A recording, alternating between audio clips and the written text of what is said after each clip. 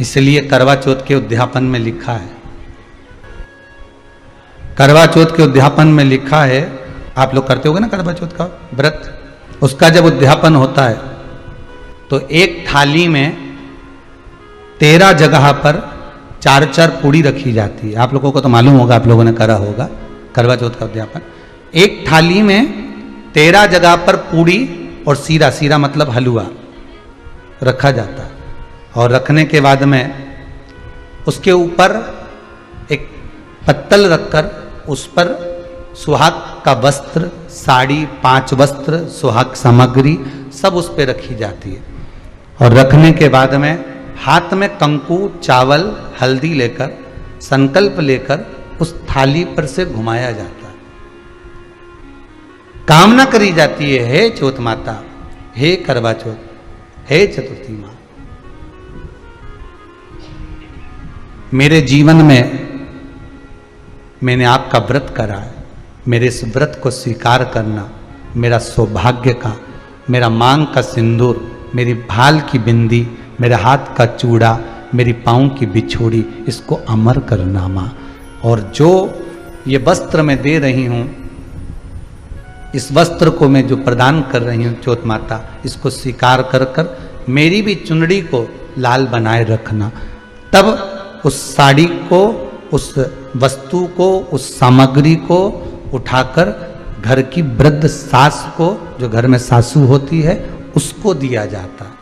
सास नहीं हो तो किसी सौभाग्यवती नारी को दिया जाता है। उसके बाद में आप फिर ब्राह्मणों का भोजन कराओ, बड़े प्रेम से बुलाओ और ब्राह्मण ब्राह्मणी का भोजन कराओ। अब आज के जमाने में जो करवा चौथ का उद्यापन होता है, उसमें जब समाज की माताएं उद्यापन करती है तो केवल स्त्री स्त्री को भोजन करा देती है, पुरुष को नहीं कराती। पर करवा चौथ के उद्यापन में लिखा है कि ब्राह्मण का भोजन होना चाहिए, उसके साथ सौभाग्यवती नारी आए, उसकी पत्नी। पर अपन ने तो सोचा कि चौथ माता का उद्यापन है तो केवल स्त्री स्त्री को खिला दो, उद्यापन का पूर्ण फल मिल जाएगा। नहीं, उसका सुख नहीं है, उसका आनंद नहीं है, और देने का भी फल है महाराज।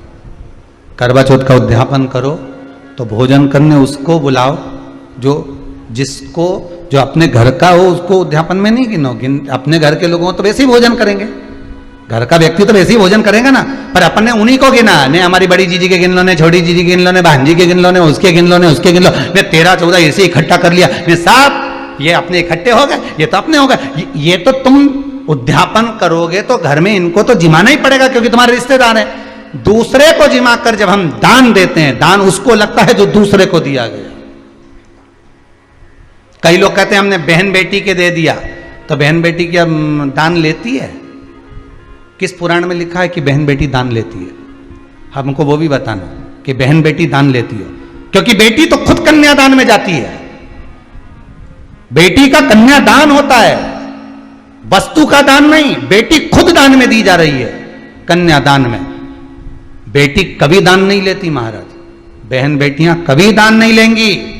और बहन बेटियों को कह भी देना चाहिए, अगर भाभीयों बोले कि हमने जीजी को दान है, दान मान नहीं ले रहे हैं, देना हो तो ठाठ से हमारा हक दे रही हो। हम साल भर में आते हैं तो राखी पे साड़ी दे रही हो, ये हमारा हक है, क्योंकि हमारे मकान में रह रही हो,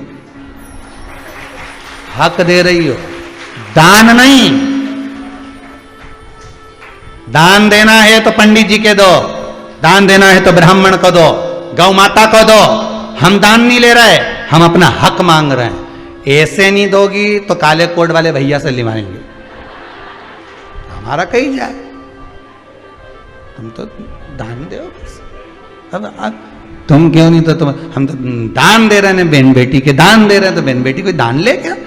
बहन बेटी के कई पड़े तुमसे दान मांगे? इतना बहुत तो वो खुद दान करिया है, कई दान ले भाई, वो तो हक ले रही है, दान नहीं, दान नहीं मांग रही।